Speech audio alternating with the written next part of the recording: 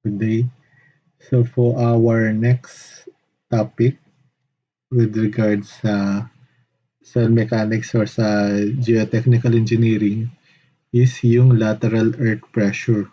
So, lateral earth pressure, so yung kabaligtaran ng vertical earth pressure which previously discussed. Ito namang sa lateral earth pressure, pa-horizontal naman or medyo pa-inclined yung kanyang effects consideration. Okay? But before that, paano ba nagkakaroon ng lateral earth pressure? Or saan ba natin makikita yung lateral earth pressure?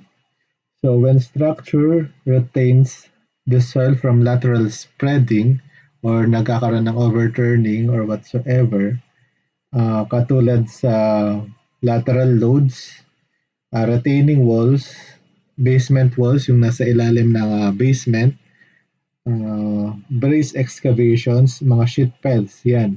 Yun yung mga structures na nagre-resist ng mga lateral loads sa structure.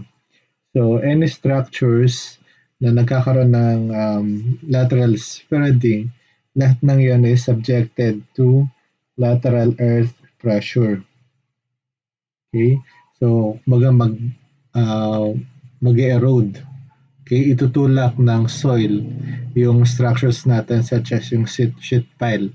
Okay? So, lateral earth pressure yung capacity or pressure na na-induce dun sa structure natin. Okay? So, on this topic sa lateral earth pressure, meron tayong mga considerations na kino-consider. So, previously na-discuss na yung horizontal stresses or pressure. Ngayon naman is yung or na-discuss yung vertical earth pressure. Ngayon naman yung horizontal earth pressure.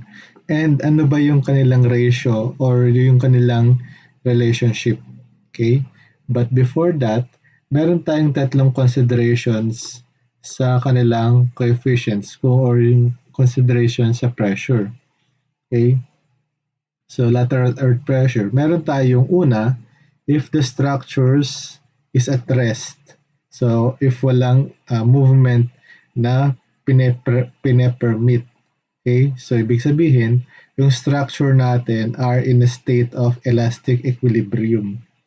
Okay? Pag sinabi natin in elastic equilibrium, a soil element located at a certain depth is subjected to effective vertical and horizontal pressure. Okay? So, the horizontal strain is zero. So, nagkakaroon tayo ngayon ng elastic equilibrium. So, merong relationship si horizontal and si vertical. So, si yung meron din tayong yung mako-compute kasi natin sa topic na ito is kung anong coefficients yung i-multiply natin sa vertical. So, walang direct equation yung lateral earth pressure, kundi nagmo-multiply lang tayo ng mga certain coefficients or tinatawag natin na coefficient of lateral earth pressure or K.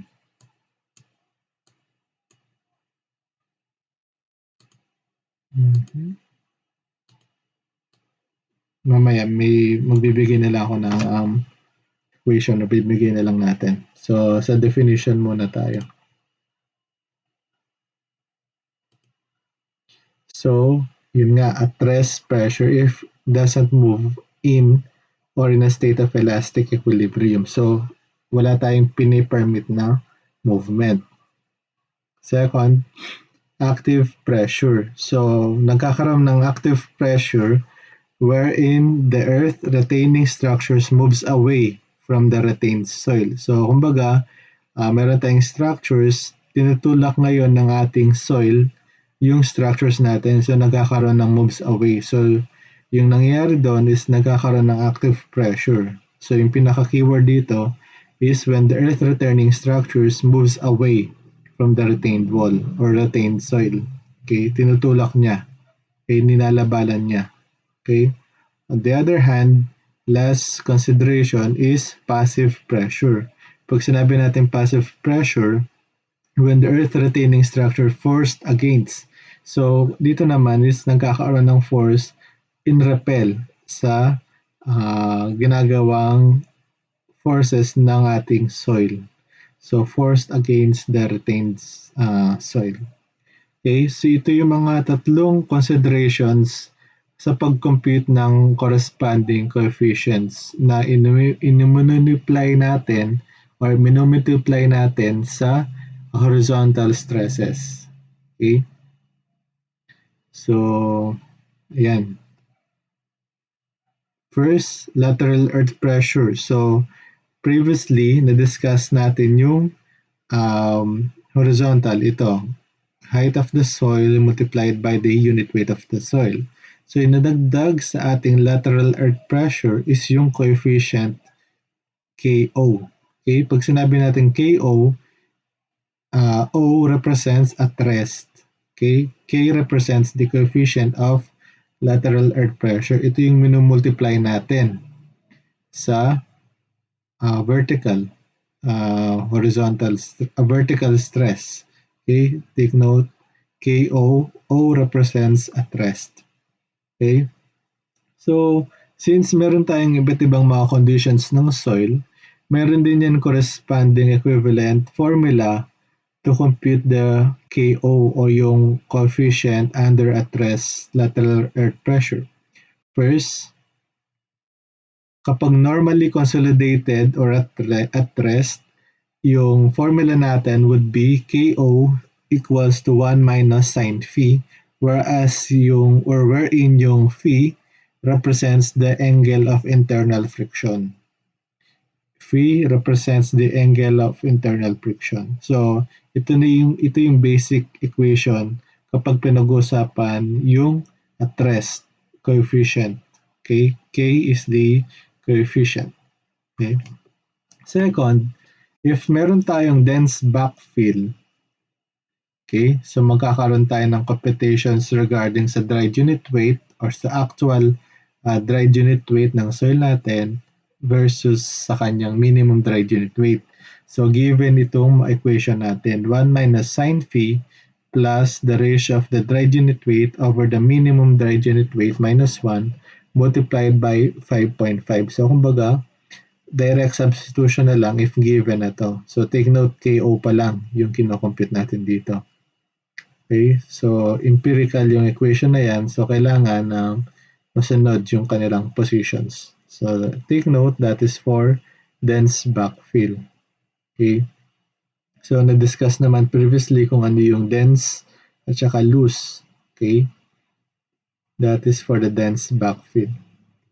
Third, kapag merong yung soil natin is a fine-grained soil, yung coefficient formula na gagamitin natin should be 0.44 plus 0.42 Pi. So Pi or plastic index should be in terms of decimal.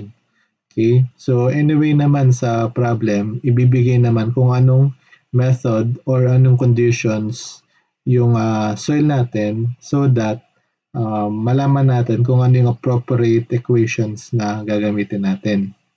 Okay? Next, kapag meron tayong over-consolidated clay, so meaning meron tayong over-consolidated ratio.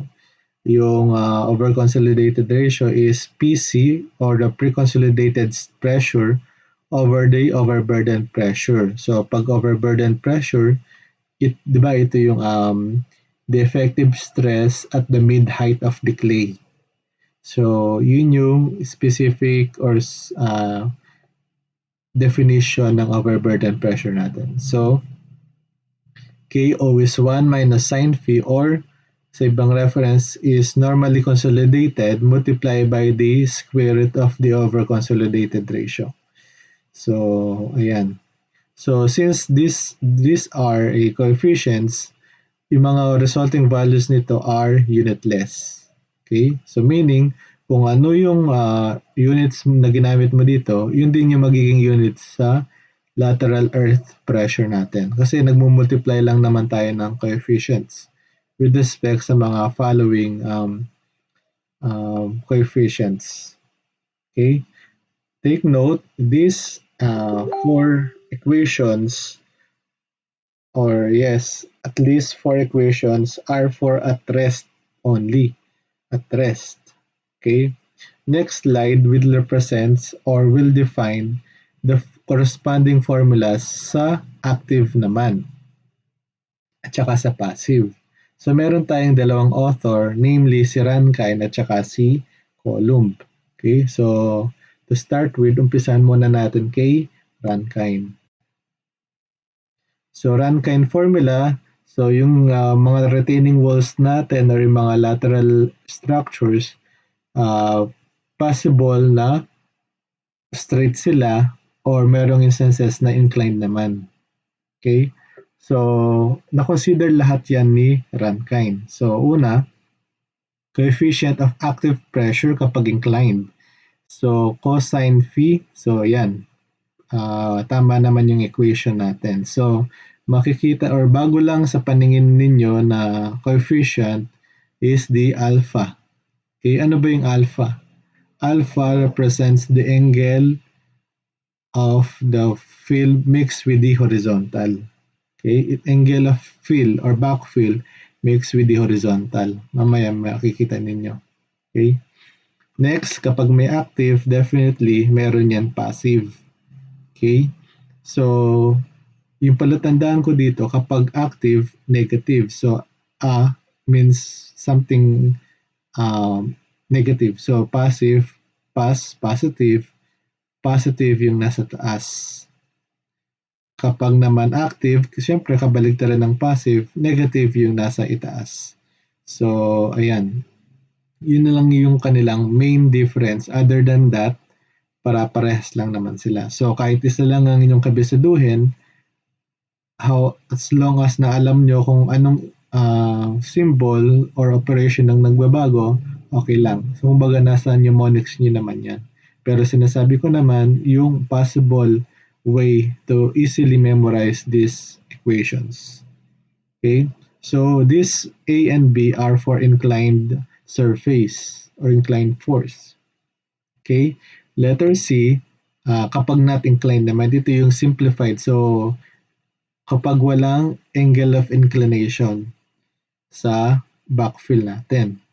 So, kapag meron tayong active, 1 minus sine phi over 1 plus sine phi. So, dinagdagan lang natin ng 1 over sine phi yung kanina na at rest pressure coefficient. So, that is for active. So, active, yung negative dito is nasa itaas. Whereas yung sa letter D, yung passive pressure coefficient, which is also not inclined, is same lang halos ng kanilang equation. Kaso, yung sa passive, yung positive sign yung nasa itaas. Okay? And one thing to consider is kapag active yung kino-consider natin, kailangan nakasubscript yan ng A. Whereas kapag passive naman, sasubscript tayo ng P. Okay? So, Ka and Kp. So, kabila yung kanina, di ba, at rest. So, 0 or K naught yung kanyang symbol. Okay? Again, this is for Rankine formula. So, these are its equations to solve using this kind of method according kay Rankine. Okay? So, kanina, nabanggit ko rin na meron tayong dalawang author or researchers, which is si Rankine, and na-discuss naman kung ano yung formula na in-introduce niya. Ngayon naman, pag-usapan naman natin kay Coulomb's. Coulomb's or wedge theory, so same, yung kanyang coefficient of active pressure, cosine squared, phi, b, or beta, so etc. So, yun yung kanyang equation. Next, kapag naman passive, halos same din, kaso nag-iiba lang yan sa apat na condition. So, ito, negative kasi active tayo. Ito naman positive kasi passive. So, this equation, 1, 1, nagkabaligtad lang sila ng sign. Okay? Second, ito, nagkabaligtad lang din naman sila ng sign. So, second. Third, ito, Nagkabaliktad lang sila ng sign. And fourth, ito, nagkabaligtad din sila ng sign. So, halos similar lang yung kanilang equation. Nagkakatalo lang sa apat na pagbabago ng signs. So, kung active or passive. Okay? Under kay column or wedge theory. Next, kapag naman hindi inclined, or sorry, yung angles natin na binanggit are alpha, angle of backfill mixed with the horizontal, angle of friction of the soil or angle of internal friction, beta, angle of backfill for inclined surface with the horizontal, and delta, wall friction angle. So sa mga succeeding discussions is makikita naman kung saan ba natin magagamit or makikita yung mga nabanggit na angles. Okay? So since coefficients yung nako-compute natin primarily sa lateral earth pressure and multiply natin yan sa vertical effective stress at saka sa kanyang height, meron tayong iba't ibang mga cases na nangyayari depende sa kanyang condition. Okay? So, to start with, kapag meron tayong soil, okay, or soil 1, at ito yung ating retaining wall, ito yung ating natural grade line halimbawa, yung kanyang effect is triangular. Okay? So, ibig sabihin ng triangular, kung toro lumalalim tayo or lumalalim yung depth, lumalaki yung pressure. Okay? And one thing na sinasolve sa lateral earth pressure is the force caused by the said parameters such as in this case, soil. Kung magkano bang forces yung nako-compute sa kanya. Okay, so katulad sa other subjects such as in hydraulics, yung centroid or yung force natin is yung coefficients, kung ano man coefficients na mako-compute natin, multiplied by the unit weights ng soil. Take note, effective. No? Ibig sabihin, tinatanggal natin yung effect ng tubig. So basta effective palagi yung pinag-uusapan. Second, height or yung kanyang, in this case, overall height. And dito, minultiply natin ng area. So yung area, depende yan sa cross-sections ng iyong sample. Tapos, considering 1 meter strip. Dito. Pag ganyan. So, 1 meter. Okay. So, sa rules ng statics, makikita natin that the force acting on the said triangular diagram, nag-occur yan sa kanyang centroid. Okay, so alam naman natin that the centroid of a triangle is 1/3 of the height with respect sa base. 1/3, h over 3. So, kailangan kabisaduhin nyo rin yun. Okay? So, kapag triangle, 1/3 ng height with respect sa base. Dito naman, h minus h over 3, therefore, dito is 2/3. So, ayan. Dito din, h over 3. Okay?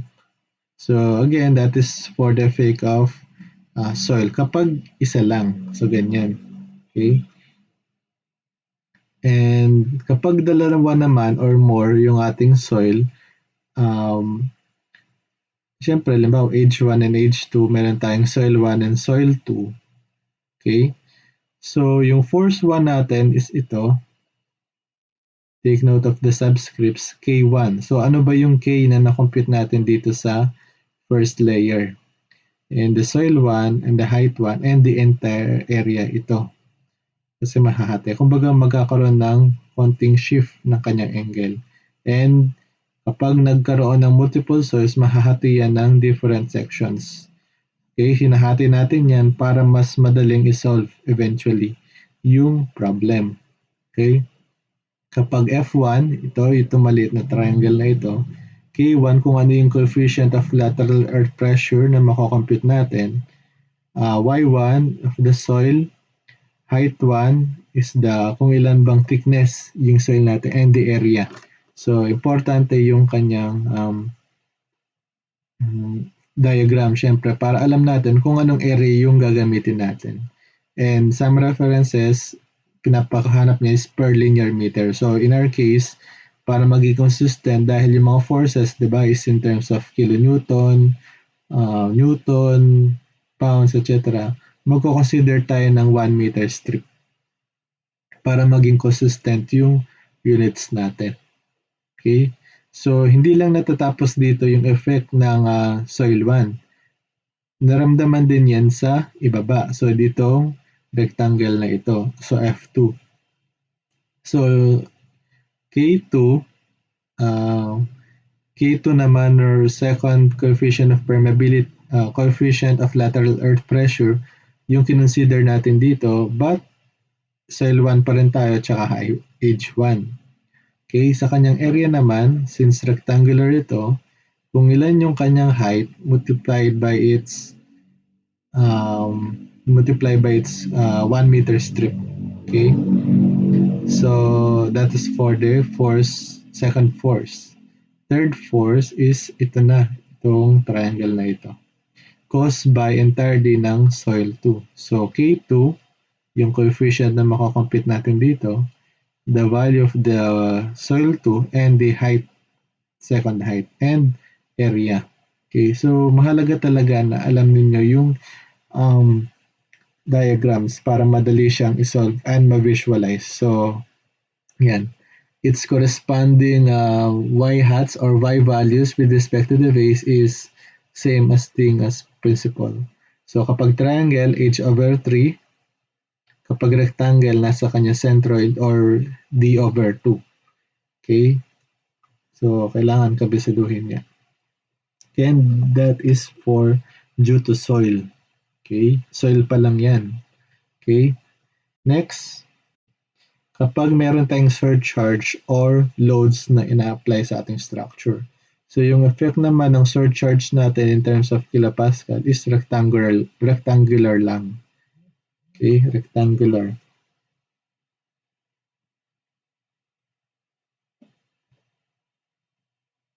And yung kanyang force is the coefficient of lateral earth pressure multiplied by the Q kasi nakakilopascal na yan. And multiply na lang natin ang kanyang area. So, H, again, multiplied by the 1 meter strip. Okay? That is again due to surcharge or yung additional load na pinapakarga natin. Second, with the presence of water. Okay? So, kailangan i-consider din natin yung effect ng tubig. Okay? Kapag meron tayong water surface, halimbawa, unit weight of water, alam naman natin yan, height. Yung kaibahan lang dito is wala tayong minumultiply dito na coefficient. Okay? Wala tayong minumultiply dito na coefficient. Directly, unit weight of water multiplied by the height and the area. So, sa water naman is triangular din yung kanyang diagram. Same thing sa location ng kanyang force with respect sa base.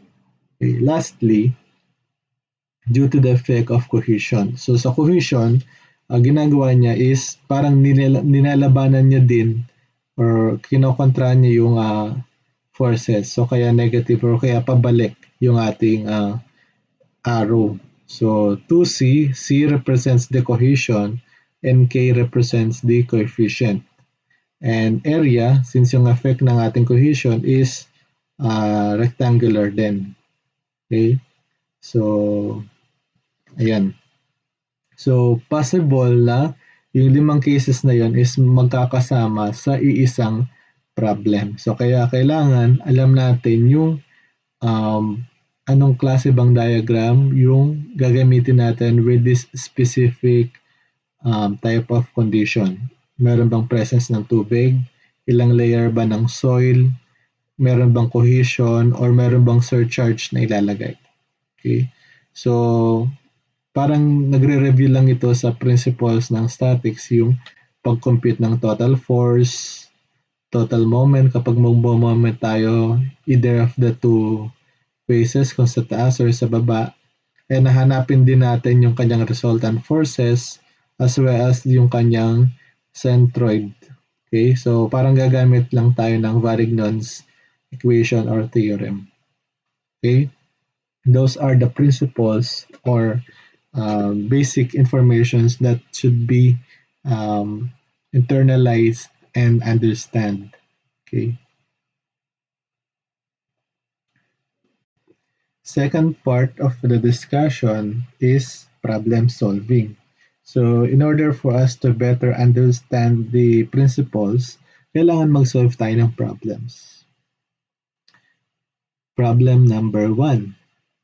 A retaining wall has a height of 6 meters.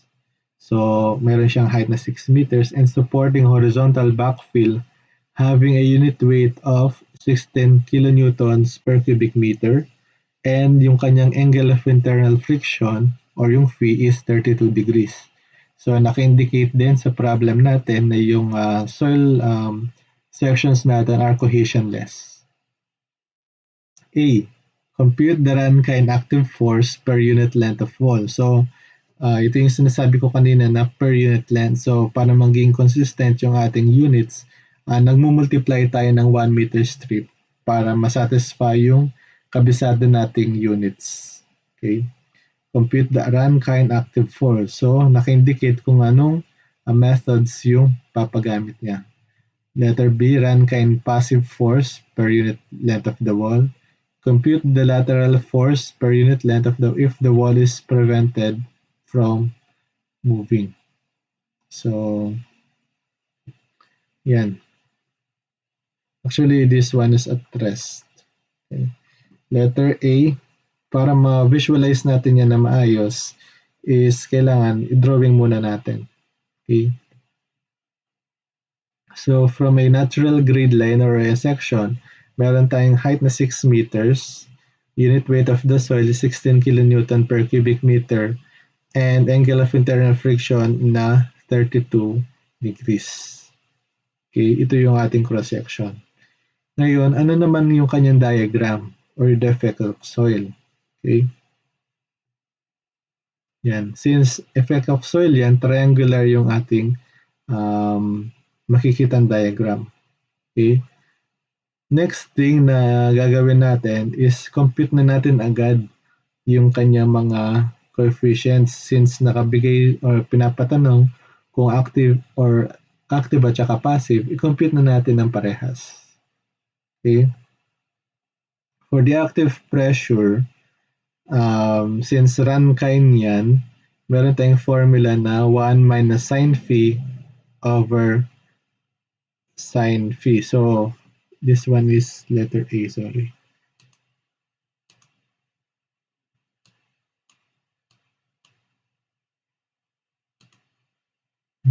This one is letter A.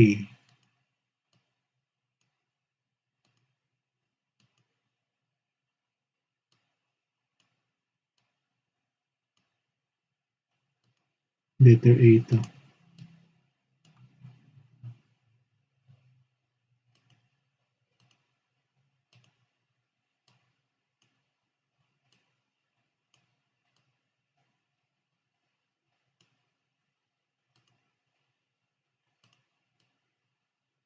Paki-change na lang ito is letter A. Okay? Palitan natin.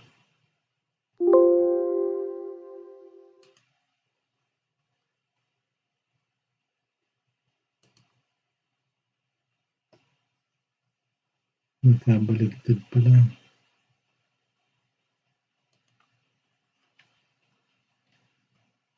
This one is A.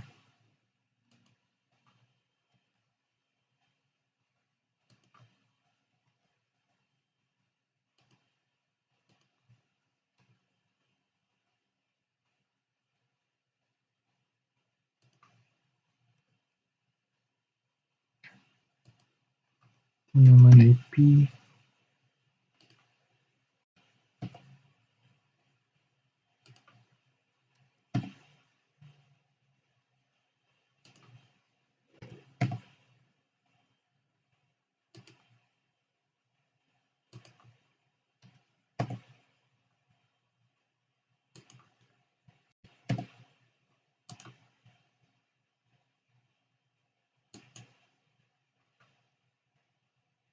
So, active pressure, meron tayong formula na 1 minus sine phi over 1 plus sine phi, or substitute natin 1 minus sine 32, yung angle of internal friction, over 1 plus sine 32. So kapag kinompute natin yan, makakakuha tayo ng 0.307. So ito yung coefficient na i-multiply natin. Okay? So what's the pressure daw or force?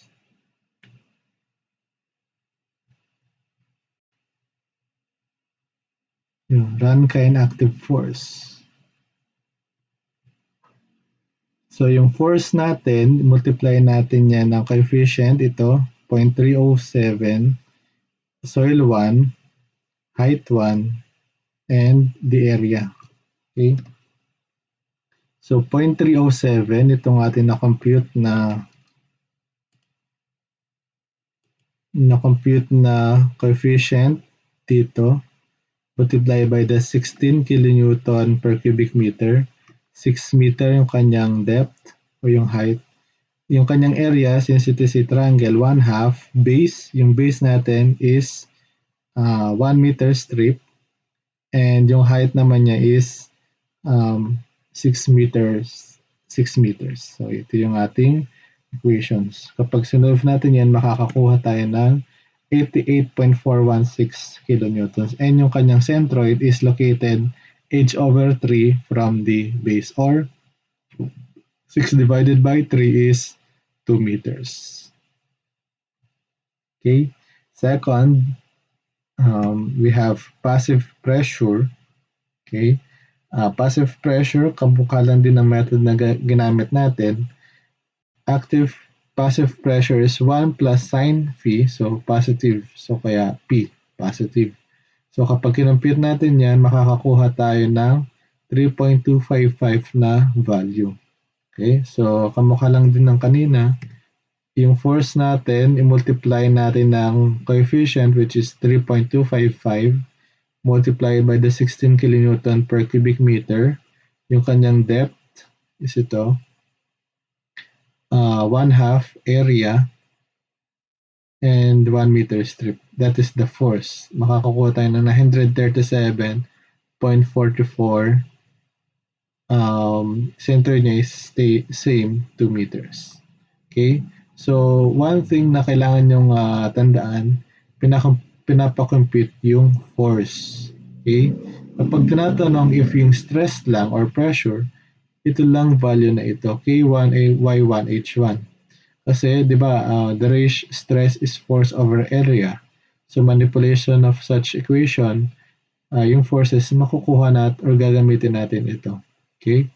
Kapag pressure, ito lang yung gagamitin. Kapag force, multiply natin yan ng area. Okay? Second problem, so yung third problem, kamukha lang din siya ng procedure, mag-iba lang yung kanyang coefficient. So sabi niya is, compute the lateral force per if the wall is prevented from moving. So gagamitin na ng parang restrain natin siya from moving. So therefore, yung coefficient na gagamitin natin is the 1 minus sine phi, or the normally consolidated at rest.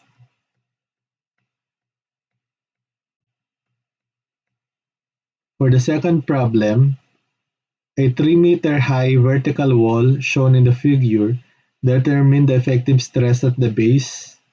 Kung ilan ba yung effective stress dito. Total active force on the wall and the total active moment. So, naka-indicate dito active. So, therefore, Rankine active formula yung gagamitin natin. Okay? So, before that, basahin muna natin yung figure. So meron tayong retaining wall, yung face niya is vertical, so therefore hindi siya inclined. Hindi inclined yung kanyang face. Okay? So yung dried soil natin is 15.7, meron siyang kabuwang lalim na 2 meters, and yung kanyang angle of internal friction na 30 degrees. Okay?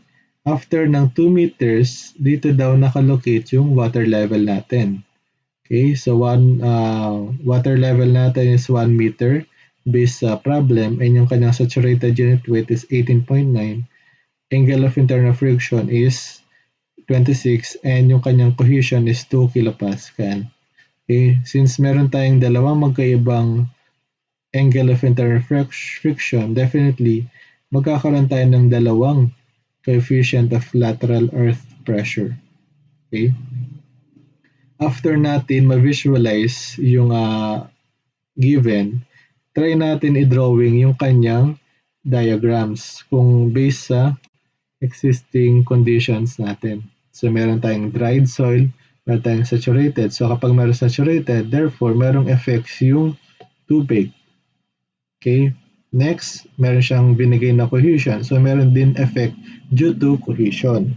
Okay? So ilan kaya yung forces na madederive natin sa problem na ito? Okay? Drawing natin yung kanyang diagram.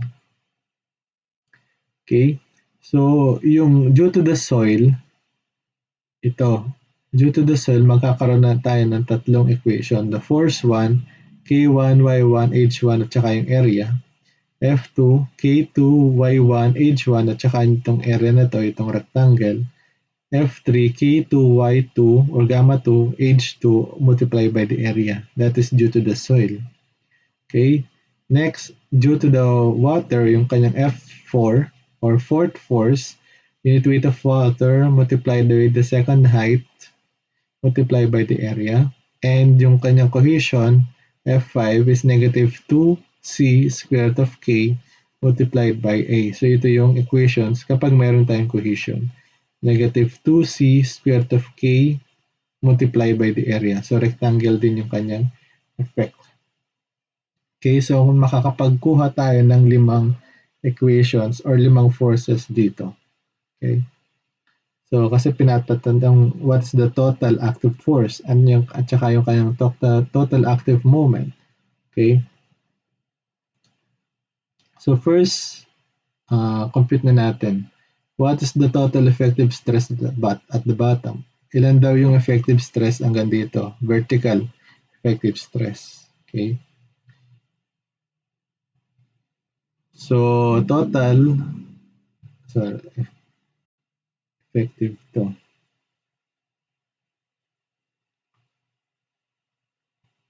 Effective.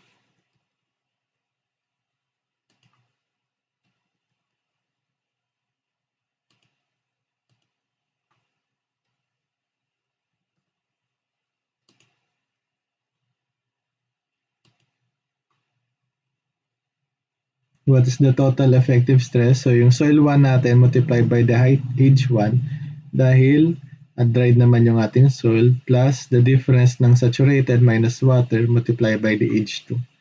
Okay?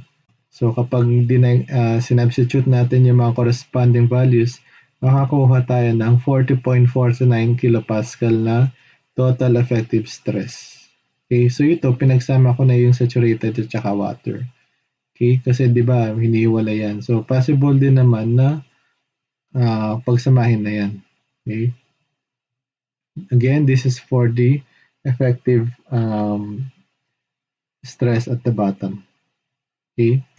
Next, for the second question, so letter B, what is the total active pressure tsaka yung total active moment? So kailangan i-compute natin yung individual forces ng ating cross-section. So to do that, i-drawing natin yung ating diagram. Okay, so ito yung picture ng ating soil. So unahin natin yung F1 to 3. So due to the soil. Okay, so before that, i-compute muna natin yung kanyang coefficient of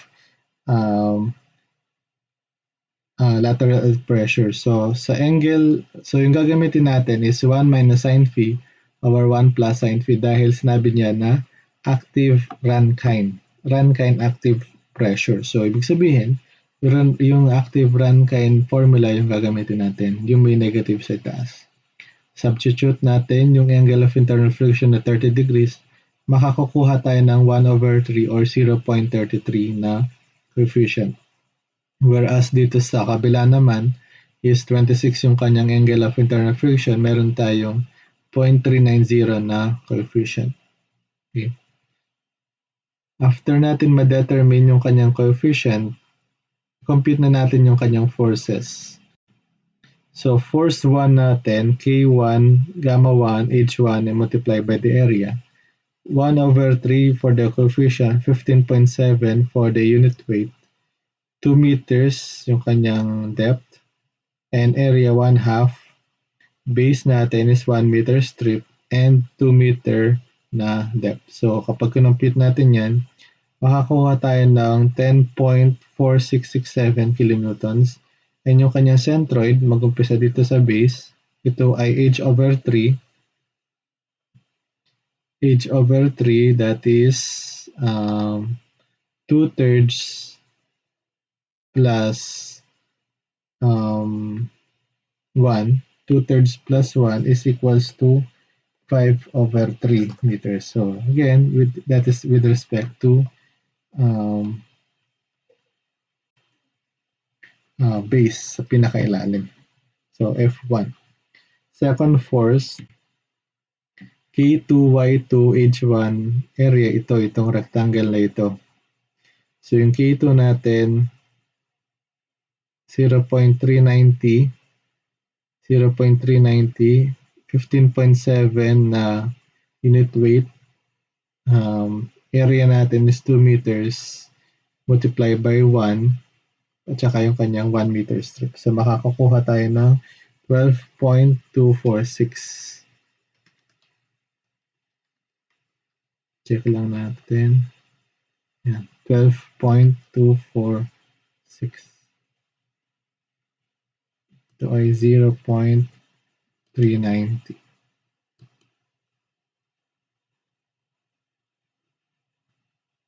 Third force is due to this diagram. So F3, K2, Y2, or gamma to H2 multiplied by the area, 0.390 yung coefficient natin. Since effective yung pinag-usapan, i-minus na natin yung effect ng tubig. 18.90 multiplied or minus 9.81 multiplied by 1 meter yung kanyang depth, 1/2 area depth, tapos yung 1 meter strip. So kapag kinompute natin yan, makakakuha tayo ng 1.733 kilonewtons. And yung kanyang centroid is h over 3 or 1/3. Okay. Fourth is due to the effect of water. So 9.81 multiplied by the 1, multiplied by 1 yung kanyang depth, 1/2, 1 meter yung kanyang depth, and 1 meter strip. So kapag kinompute natin yan, makakakuha tayo ng 4.905 kilonewtons. And yung kanyang centroid is located 1/3 from the base. Okay. Last forces is F5. So due to the cohesion. So since isa lang yung cohesion natin, isa lang yung cohesions na consider natin. Ito lang. Cohesion direct sub negative 2c squared of k multiplied by the area. Negative 2 multiplied by 2 square root of 0.390 kasi nandito tayo sa ibaba, kaya 0.390. Area, 1 meter strip, 1 meter depth, and 1 meter strip. So kapag kinompute natin yan, makakakuha tayo ng negative 2.498 kilonewtons. And yung kanya centroid is 1/2 from the base. Okay, these are the forces na due to the soil, water, at saka sa cohesion. Okay? So, to determine the total active forces, kailangan natin pag-add arithmetically yung mga na-compute natin mga forces. Again, pag forces, forces. Kapag pressure, ibang usapan na yun. Walang area. Okay?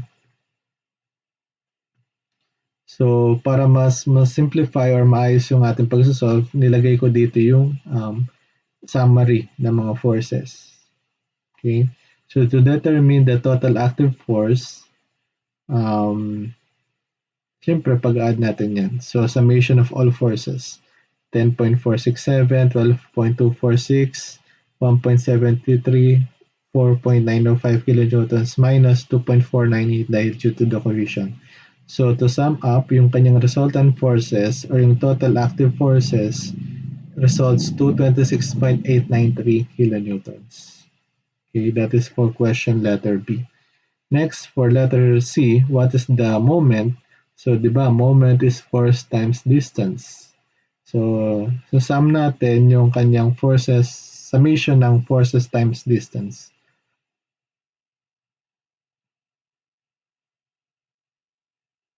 So, ito ay with respect sa base naman yung mga centroids natin. Okay?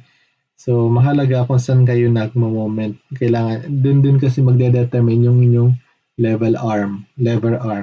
Okay? So, ito, since naka-base naman yung mga centroids natin from the base, dahil magmo-moment tayo sa base, mumultiply natin yan sa kanilang corresponding forces, makakuha tayo ng 24.545 kilonewton meter. So, kilonewton meter is a unit of moment. Forces naman, kN. Okay? That is for letter B, and this is for letter C. So, magiging catch lang sa computation na ito is kung anong method or anong coefficient equations yung gagamitin and kung anong diagram yung magiging itsura ng ating sample. Okay, so practice lang. Di ba? Next problem, a vertical retaining wall, 6-meter high supporting horizontal backfill having a 16.5 kilonewton per cubic meter and a saturated weight of 19 kilonewton.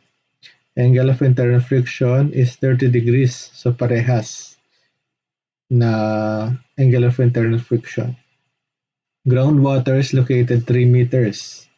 So ito yung 16.5, ito yung angle of internal friction, saturated, 3 meters, so kalahati-kalahati yung kanyang cross-section. Determine the active, so ito naman, active lateral earth pressure per meter length of the wall using Rankine equation. So nakabigay kung anong method yung gagamitin. Okay? Letter B, determine the equation or the location of the resultant forces o yung y hat natin. Okay?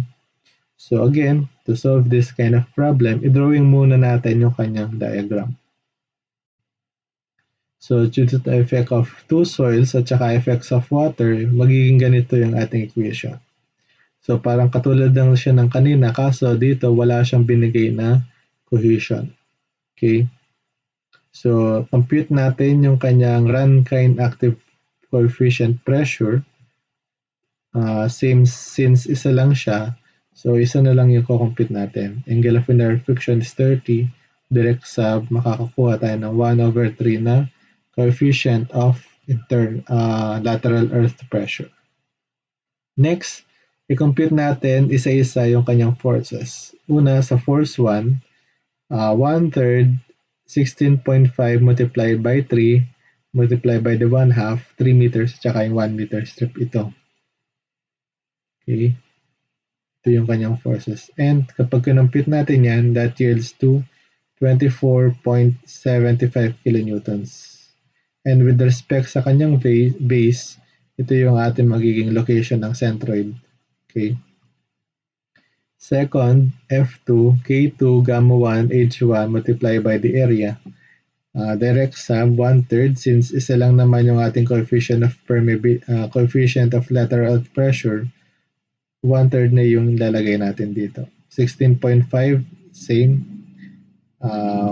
H1, halos same pa din. Nagkaiba lang dito is yung kanyang area. So instead of triangle formula, naging siyang rectangle dahil due to the effect of magkaibang soil. Okay? Kapag kinompute natin yan, makakakuha tayo ng 49.5 kilonewtons. Yan yung kanyang center is kalahati ng depth na ito, which is 1.5. Next, the third is, again, due to the soil pa din, K2, gamma 2, H2, multiplied by the area. So, 1/3 pa din yung ating coefficient of lateral earth pressure.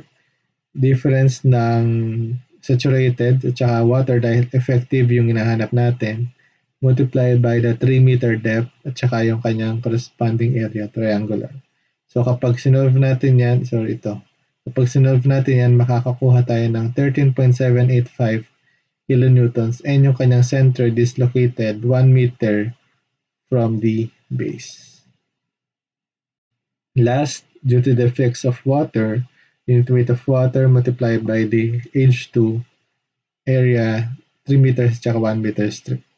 Kapag kinompute natin yan, makakakuha tayo ng 44.145 kilonewtons and yung kanyang centroid is 1 meter. Okay? To easily solve the problem, ilalagay natin dito yung mga summary.